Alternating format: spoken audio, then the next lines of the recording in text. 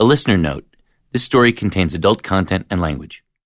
If you're listening to this podcast, you might want to go back and start at episode 1. This is a story being told in chronological order. Therefore, if you come in at episode 2, you might miss some details or context that are pretty important to the story.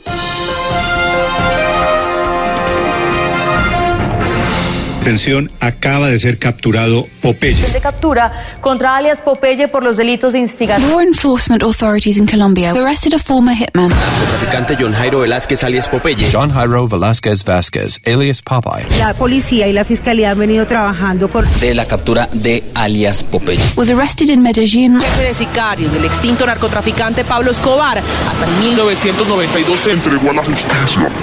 El nombre de alias... Okay, stop. Hold on. Let's just back up and start from the beginning. From Exclave Media, this is The Sicario Effect. Se busca a Pablo Escobar. Recompensa 2.700. Con John Jairo Velázquez Vázquez. ¿Usted por qué se entrega de nuevo a la justicia? Porque no le debo nada a la justicia. A Colombian hired killer known as Popeye has been released from prison. Hola guerreras y guerreros, yo soy su amigo John Jairo Velázquez Vázquez, conocido como Popeye. Alias Popeye, mi señora. Yo soy John Jairo Velázquez Vázquez Popeye, Episode 18, Law-Abiding Citizen. Pero estoy descubriendo que uno puede estar en sociedad. Yo soy rechazado por el gobierno, pero la He is very grateful about how people react to him in the street, but that people are not like excited about meeting him in the street because of his past, but because of his present, because he decided to change his life and to stay away from crime. So that's why he's so popular. I don't usually do this, but I think it makes sense to recap a little bit. Back in November of 2017, I sat down with the former chief assassin for the Medellin cartel, one of Pablo Escobar's most trusted associates, John Jairo Velázquez Vázquez, alias Popeye. Popeye has publicly admitted to killing roughly 300 people. In 1992, he was convicted on charges of terrorism, drug trafficking, extortion, conspiracy for terrorist purposes, and murder for his part in the killing of Colombian presidential candidate Luis Carlos Galán. Released in 2014, after serving 23 years in jail, Popeye has become a social media star, repackaged and rebranded for YouTube as Popeye the Repentant. I wanted to understand the consequences of what happens when a murderer, such as Popeye, celebrates his crimes on social media. A few weeks after interviewing Popeye, Colombian authorities raided the birthday party of Juan Carlos Mesa, or alias Tom, the de facto leader of La Oficina de Envigado, arguably the most important and powerful criminal organization in Colombia today. La Oficina's roots can be traced directly back to Pablo Escobar. The police were shocked to find Popeye in attendance at the party. He was detained and eventually released without charges. However, this incident reignited the contentious debate about Popeye's freedom and condition of release. For weeks, news media speculated over the possibility of Popeye returning to jail. Even the president of Colombia, Juan Manuel Santos, publicly stated that Popeye should return to prison. Popeye didn't take it lightly. Anytime there were articles or stories about him going back to jail, he fought back over social media. He posted tweets and videos. And most times, when he fought back, he did what a lot of people do. He tried to move the argument. At times, he said bizarre things, like claiming Roberto Escobar's daughter was taken or kidnapped in Mexico. But mostly, he intimated that the government was against him because they were on the side of the FARC guerrillas. Popeye has repeatedly expressed his disdain for the administration of Juan Manuel Santos and the government's peace accord with the FARC, along with his dissatisfaction with the government and his support for the presidential candidate from the right, Iván Duque. There was a certain point where I thought it was likely Popeye would return to prison. Yet, despite everything, nothing happened. The controversy over his appearance at Alias Tom's birthday party all but dissipated. It went away. He rode out the storm. The only other signs of trouble for Popeye was that the government had repossessed some property in his mother's name, claiming that it had been obtained with illegal money during the time of Pablo Escobar and placed under his mother's name to hide it from the government. Other than the loss of money, it wasn't a big deal. Out of the chaos of December and January, Popeye had emerged relatively unscathed, able to continue pushing his narratives on a daily basis across all social media platforms. So what happened? Why arrest him now? Why didn't we see it? Let's start in May. Hermanas y hermanos del mundo, hermanas y hermanos de la República de Colombia, yo soy John Jairo Velázquez Vázquez, conocido como Popeye, activista político. Caluroso y respetuoso saludo. Como memoria histórica del cartel de Medellín y conocedor. The audio you're hearing is from a video Popeye posted to his YouTube channel called Atención, Magnicido en Camino. It translates to, Attention, assassination in the street. In the video, Popeye's seated on a black leather sofa, dressed in a t-shirt and jeans. He speaks with a concerned look on his face. Brothers and sisters of the world, brothers and sisters of Colombia, I am John Jairo Velázquez Vázquez, known as Popeye, a political activist. As the historical memory of the Medellin cartel and someone well aware of the violence in Colombia, I feel an obligation to alert the world and Colombia over what is happening in the Republic of Colombia. Yesterday, we learned that Iván Duque, the candidate for president, is in danger of death. He proceeds to explain that the FARC and groups that support the peace process are basically a threat to the nation. I want to try to paint a picture of what was happening in Colombia at that time. The Colombian presidential election was just days away. The country was divided between two candidates. On the right, a former senator and banker, Iván Duque, and on the left, a former M19 guerrilla member and ex-mayor of Bogotá, Gustavo Petro. President Juan Manuel Santos' term was coming to an end. In many ways, the election was a referendum, the left versus the right. A barrage of pro-Duque tweets and retweets on Popeye's Twitter had made his choice abundantly clear. With the election fast approaching, Popeye chose to go on the offensive. His weapon of choice? Twitter. On May 20th, he commenced his attack. Popeye's strategy was evident. Bait those backing Gustavo Petro with accusations and insults, and arouse his own supporters by invoking their deepest fears. Petro convened the Colombian collectives. These collectives are trained by the Cubans, as well as they trained them in Venezuela. They are brutal assassins. We are facing a new guerrilla, the Petrist collectives. But here we are not going to let ourselves be murdered, not for the whores. A couple of things I want to point out. Popeye refers to Petro's supporters as collectives, which he claims are full of undesirables and dangerous people. Elections in Latin America have always been contentious. Unfortunately, for both Central and South America, there's a long history of elections turning violent. These things happen for a number of reasons. One group doesn't want to lose power and resorts to any means to disrupt the election, along with a myriad of other reasons, including voter fraud, voter suppression, and civil uprisings. In general, tempers are hot. So, why am I telling you this? Because it's important to grasp the severity of tweeting out things with such heated rhetoric. There are implications. Just as Popeye has opponents, he has a lot of supporters. Regardless of your feeling on this topic, there's something you need to understand. Anyone in a position of influence over large or even small groups of people have some power. The combination of strong-willed, heated political debate and irresponsible use of social media is the recipe for a dangerous cocktail. Now, personally, I believe in free speech, but there's a responsibility that comes with it. Thus, you can't yell fire in a crowded movie theater. But in the opinion of many in Colombia, Popeye's tweets were the equivalent of just that. Threatening to kill or harm the followers of a presidential candidate through posts on Twitter can be interpreted in many ways. By citing Venezuela, Popeye was igniting the fear that many Colombians have that what was happening in Venezuela with its leftist government would happen in Colombia. At that moment, Venezuela's economy had all but collapsed. The economic models of its leftist leaders had plunged the country into a severe crisis. Also, in a country like Colombia, when someone cites groups of people to take up arms, there's a real chance that that can happen. History can repeat itself. La Violencia was not that long ago.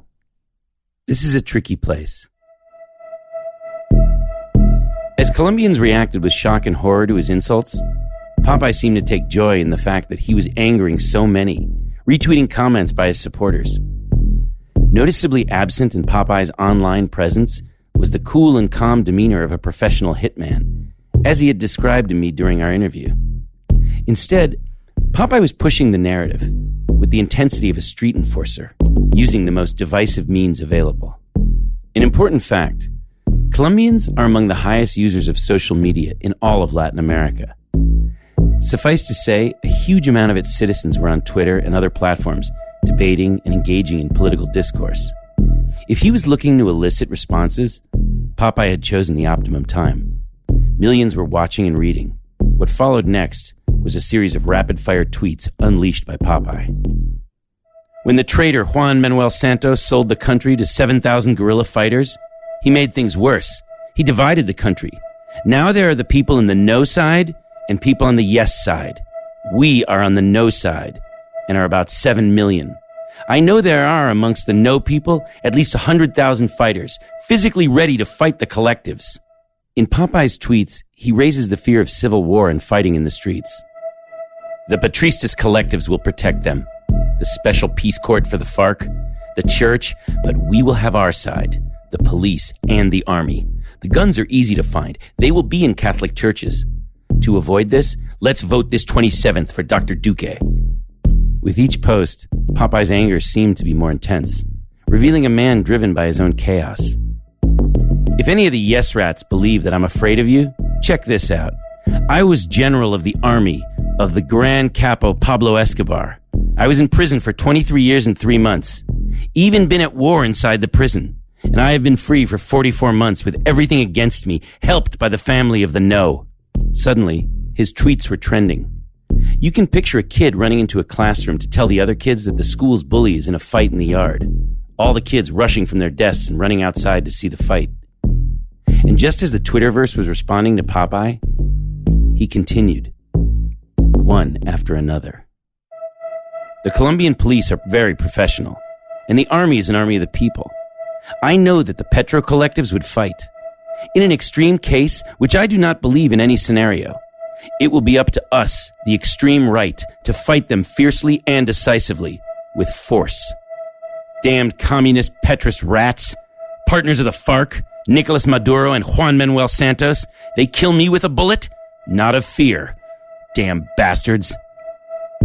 And then things quickly escalated. Tweet, response, tweet, response. Popeye's tweet storm was attracting attention from the nation. He was caught up in the moment. Petro and Duque supporters were lobbing comments and insults back and forth. At 6:36 p.m., Popeye responded to a Twitter user named Herman, who had made a comment about how they were going to fight the Petro supporters. It caught people's attention.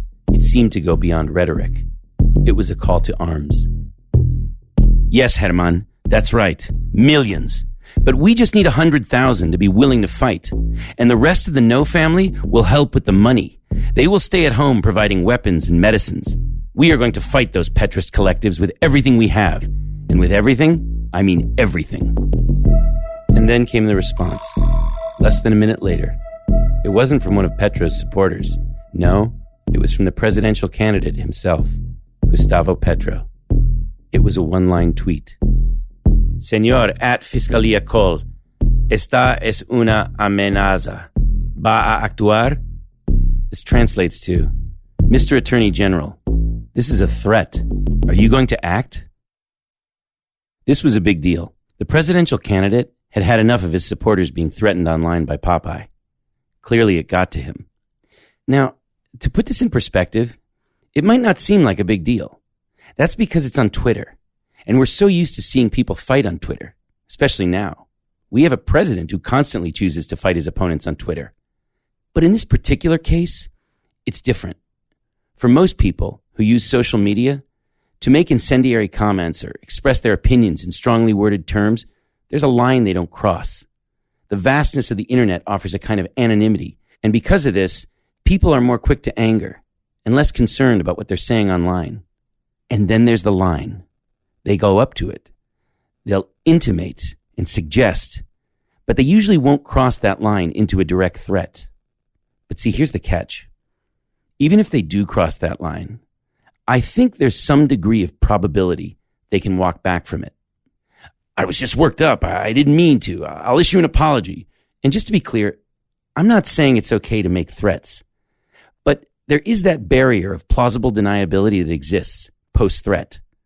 I think our society is taking this stuff a lot more seriously than, say, it was 10 years ago. but it's still there.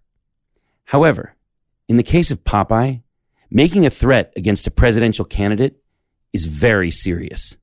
Regardless of the arena in which the threat is made, online or on TV, it's a big deal. Why? Because when you've been previously convicted of murdering a presidential candidate, any threat you make is going to be taken seriously, and you just can't walk back from it. There was a collective gasp on the internet. I don't know if Popeye was in a kind of beast mode or if he was just caught up, but he just kept going, like a raging bull. Petro's response didn't stop Popeye. Instead, it made him keep going, referring to Gustavo Petro's supporters as brutal killers that must be stopped. The thing is easy. Collectives are assassins paid for by communism and supported by the church. Those who will face them will be holy warriors supported by God and the people of God. It's a big difference. Damned priests. Ugh. If any of the yes rats believe that I'm afraid of you, check this out. I was general of the army of the Gran Capo Pablo Escobar. I was in prison for 23 years and 3 months. Even been at war inside the prison.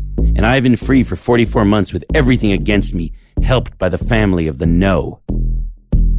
The outcry on the internet was swift and fast. The Colombian media was quick to condemn Popeye for his threats. The heat was building. He'd attracted a lot of attention. Not all of it wanted. But then what does Popeye do? He decides to double down on everything. The next evening, Popeye tweets out, "Damn Petristas, denounce my Twitter? I hate them. If I cannot express myself, my rifle will speak for me. When the pain and crying begin, do not cry that there will be no compassion.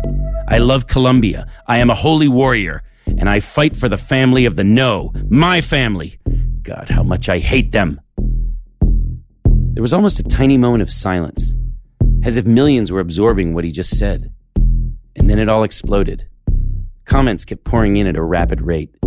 It was the kind of thing that gets Twitter going. Responses from the left, right, and center. People were astonished. A notorious convicted criminal who had taken part in the assassination of Colombia's most promising presidential candidate of the 20th century had just publicly stated that his rifle will speak for him. It was a genuine Twitter moment. At 8:47 p.m., Colombian presidential candidate Gustavo Petro responded to Popeye's tweet. The truth is, I believe that this support from Duque is only in his head. Hate has caught his heart. Perhaps the antidote is the politics of love. It was a response of someone trying to rise above it. Journalists were writing about it. The right and the left were screaming at each other. I can only guess what was going through Popeye's head after he posted the tweet. However, something must have happened. Perhaps someone said something to him, or his lawyer spoke to him. Maybe he was just spooked by the public outcry. But whatever it was, Popeye decided to take down his tweet. And shortly after posting it, he deleted it. This didn't go unnoticed by his detractors. It was like watching someone publicly spiral out of control. The media was all over it. Pressure had mounted. Petro's question to the Attorney General wasn't being ignored. It was only a matter of time before this became somewhat of a political football. Ivan Cepeda, a Colombian senator and supporter of Gustavo Petro, went to the office of the prosecutor, presenting them with Popeye's tweets, citing that he was attempting to intimidate and threaten Gustavo Petro and those who support the peace agreement signed by the government and the FARC. Ivan Cepeda said in his complaint, "The aforementioned facts show that John Jairo Velasquez freely, consciously, and voluntarily has directed alleged threats, slander, insults, and harassment against people because of their political ideology, which could cause them not only moral, but also physical damage." Popeye responded to Cepeda's charges on Twitter 2 days later. "I am ready to appear before the court." It wasn't long before Ivan Duque, the presidential candidate from the right, would chime in. "I do not support any expression of violence. I have been doing a decent campaign of ideas, of proposals, motivating Colombians. I reject any incitement to violence of any person, and much more of anyone who is making pronouncements in the framework of the political campaign." People interpreted this in several ways. To many, it seemed like Popeye was being thrown under the bus. Others claimed that Duque didn't go far enough. Tick-tock, tick-tock, tick-tock. It was now Wednesday. For Popeye, These next few days must have been quite stressful. The story wasn't going away. The Petro supporters were ranting about the threats, and Popeye's supporters were continuing to defend him on Twitter. Yet, he was remarkably quiet for 2 days. Perhaps he was sitting back waiting for things to blow over, just as they had in December. While we can only imagine what Popeye was doing on Wednesday and Thursday, one thing seems pretty evident. He had conferred with his attorney. Despite everything, Popeye couldn't stay quiet long. On Thursday evening, May 24th, he took to Twitter again. All my life I've lived in the underworld. I know the worst human beings that you cannot imagine. I have seen the most daunting things you could ever imagine.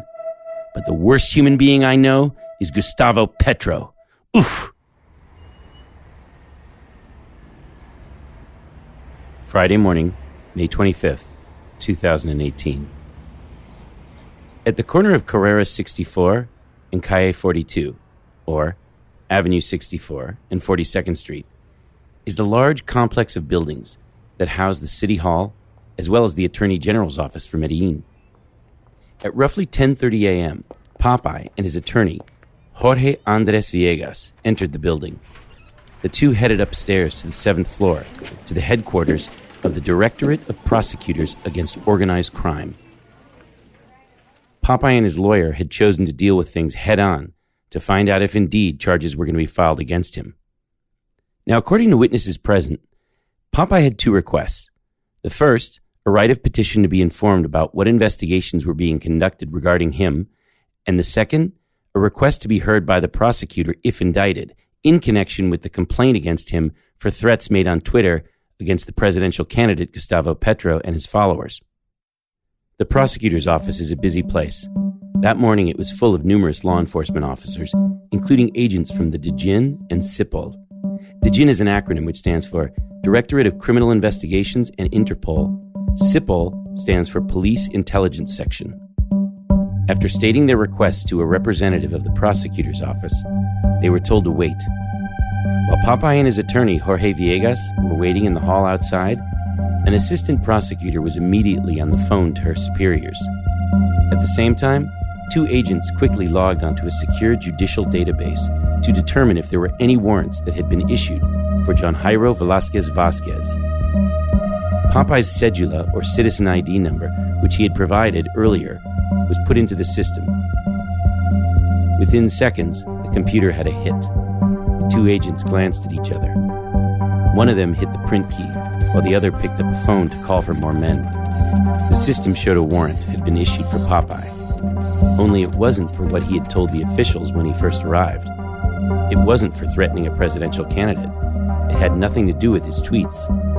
The two agents walked out into the hallway and looked at Popeye and his attorney. John Jairo Velázquez Vázquez, identificado con cédula de ciudadanía número. We have a warrant for the capture of John Jairo Velázquez Vázquez, alias Popeye, for the crime of aggravated extortion and aggravated conspiracy. This warrant had already been issued. While the surprise of these unexpected charges were setting in, the agents took out a pair of handcuffs and asked Popeye to place his arms forward. Without hesitation, he complied. Now, after 3 years and 9 months since being released from jail, John Jairo Velázquez Vázquez was now back in police custody. According to one official who was present, Popeye remained stoic.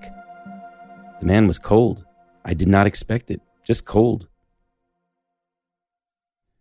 As Popeye was taken into custody, a few things were happening simultaneously. The office of Medellin's mayor, Federico Gutierrez, and Colombia's chief prosecutor for organized crime, Claudia Carrasquilla, were coordinating a press conference to provide official details to the media. Agents brought Popeye down from the prosecutor's office to the bunker or holding cell areas, where he had to wait to appear before a judge for the official charges to be read to him. At 11:50 a.m., the first news of Popeye's arrest was leaked. It came in the form of a tweet from Medellin's mayor, Federico Gutierrez. Captured, alias Popeye. In minutes, more information. Congratulations at Fiscalía Col, Prosecutor's Office of Organized Crime, at Police Colombia, at Police Medellin. Within a few hours, Popeye and his lawyer were standing in front of a judge. In the Colombian judicial system, The judge they appear before is known as a guarantee control judge. Similar to our legal process, it's the equivalent of an arraignment. His charges are read to him, a plea is entered, and the judge decides if the suspect is to be remanded into custody. The prosecutor read aloud the charges against Popeye. The crime of aggravated extortion and conspiracy to commit a crime.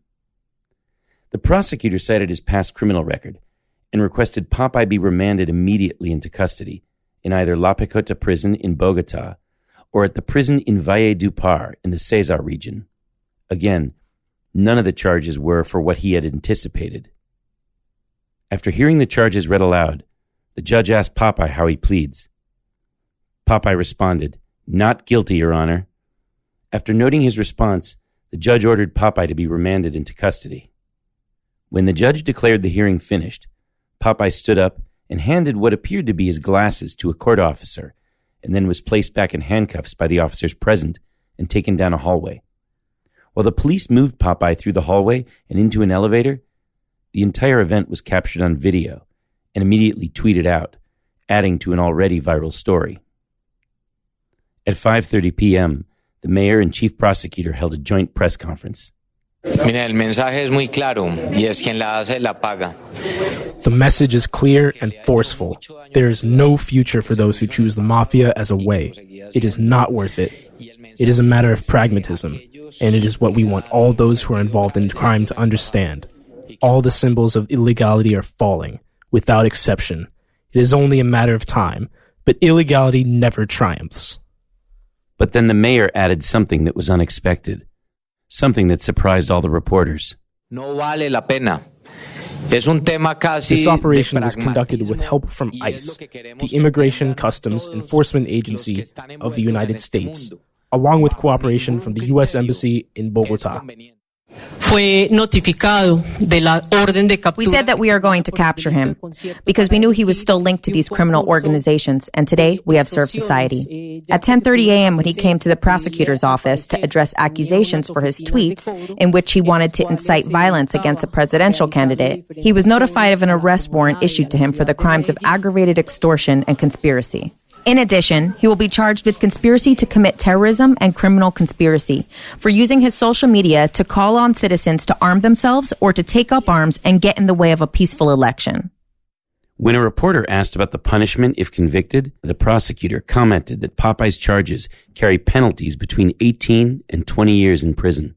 In a future hearing, he will also face charges of terrorism and conspiracy to commit a crime related to the threats made to presidential candidate Gustavo Petro and his followers. His demands are made in person and by telephone, where he extorts money from them. We have placed his victims under witness protection. Our office has proof that the person known as Popeye continues to commit crimes and has met in Medellin with several drug traffickers. It was quite a bit to take in. As Popeye was being transferred from the court, he was mobbed by reporters. Popeye said, "This is a frame-up. I won't say who's behind this. I'm not answering that because there are threats. But those who are mentioned are very nervous." As night fell on Medellin, Popeye was placed in the holding cells located in the bowels of the prosecutor's complex. Now, on that very same day, back in L.A., my team and I were in the studio working on one of our earlier episodes of this podcast.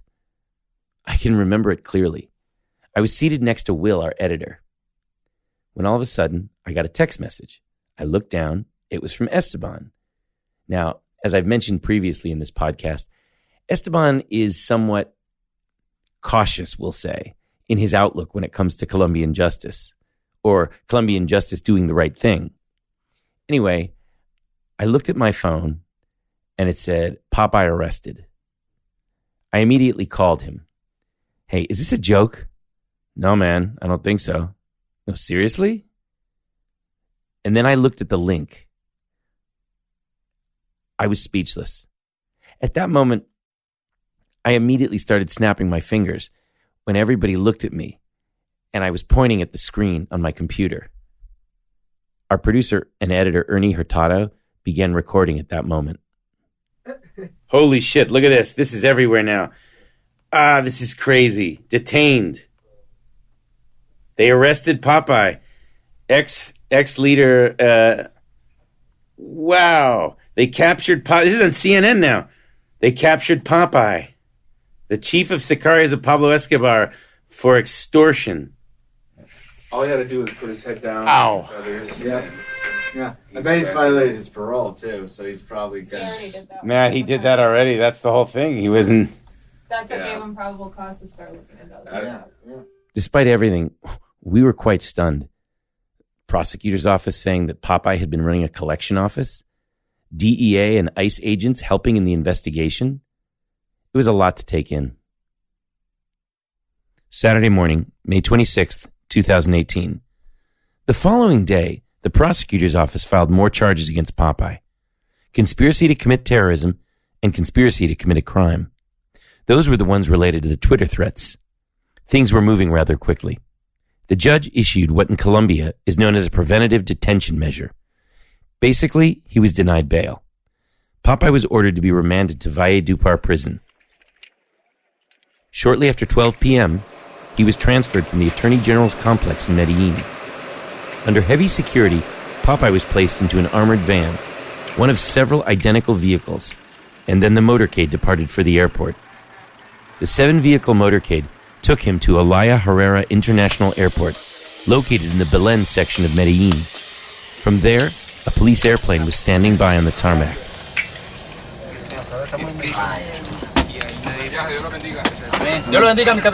Popeye was brought onto the plane, which, after just a few minutes, quickly departed.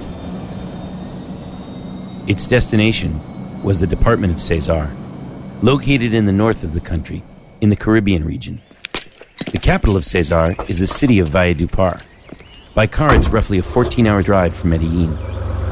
A few things worth noting about Valledupar. Unlike Medellin, which is located in the mountains, where its temperatures can get very cool, Valledupar is located practically in the Caribbean. It gets very hot there. Really hot. Temperatures tend to stay above 90 degrees Fahrenheit, or 32 Celsius, year-round. Without much wind, the air stays hot and muggy. The maximum security prison in Valledupar was constructed using a U.S.-style incarceration blueprint. Unfortunately for Popeye, that's about all it has in common with the U.S. prison. One Colombian senator has referred to it as a concentration camp and called it a hell on earth. The prison was built to house roughly 300 inmates. Currently, there are over 1,000 inmates housed at Valledupar. In addition to overcrowding, water is a big problem. The facility and inmates only have access to running water for a limited number of hours throughout the day. Human rights groups have cited a number of health-related concerns. Journalists who've traveled there often speak about the horrific stench of urine, which is immediately noticeable upon entry. Housed in the prison is an inmate of particular note, Luis Alfredo Garavito. He's considered one of the worst serial killers of all time, convicted of murdering more than 100 children. Late that afternoon, John Jairo Velasquez Vasquez officially became La Tramacua prison's newest inmate.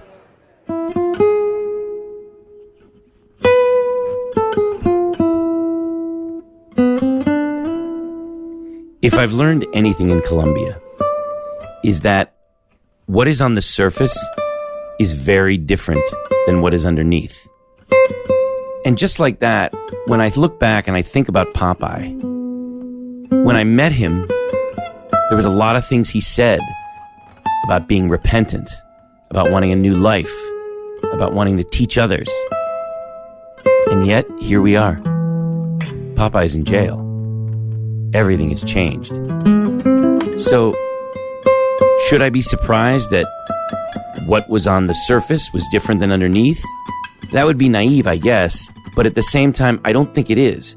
Because the thing about Colombia and the thing about all of this is that it's not simple where it's one thing on top and one thing underneath. There's a lot of complexity in between. We're in uncharted territory. Where does the narrative go now? What about Popeye's supporters? What about his victims? There's still more here. Come back next week. We're going to sift through some of it.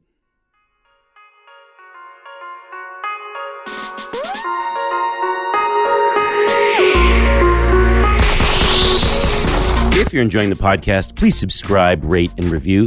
Seriously, it helps. I'm your host and writer, Jonathan Branstein.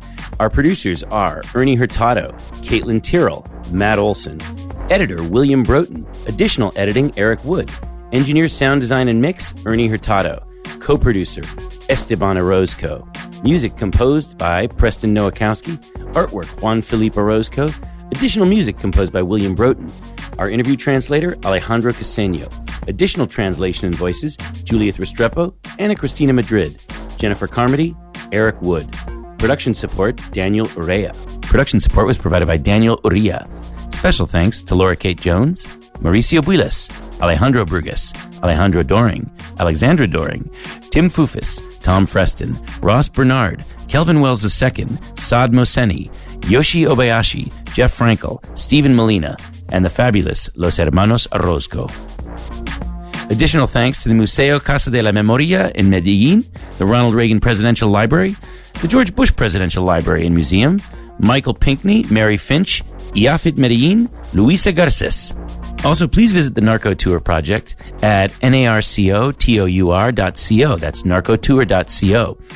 This podcast is dedicated to the memory of Guillermo Cano, Anthony Bourdain, and Larry Bresner.